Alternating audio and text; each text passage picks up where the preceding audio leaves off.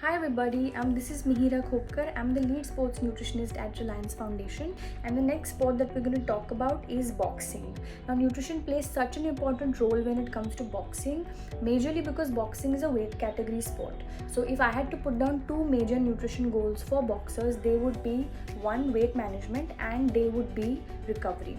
Now, when I talk about weight management, usually athletes in the training phase will land up training about 2 to 3 kilos on the higher side of their usual weight, and when a competition approaches, that is when you want to gradually drop that weight over a period of 4 to 6 weeks with a very planned nutrition approach, which can be a high protein to a low to moderate carbohydrate approach, so that you land up meeting your weight just before the weigh-in.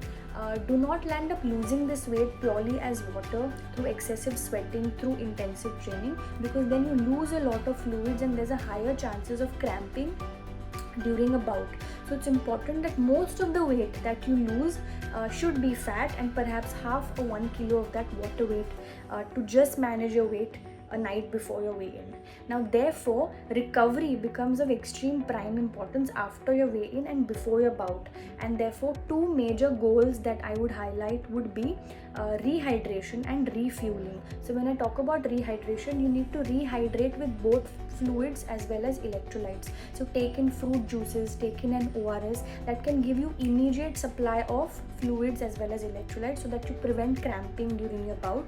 At the same time, you want to refuel. So refuel with simple carbohydrate options such as fruit juices, again, dry fruits, potatoes, bananas, fruits, which can give you quick energy so that you're ready before your bout with all the energy that you need.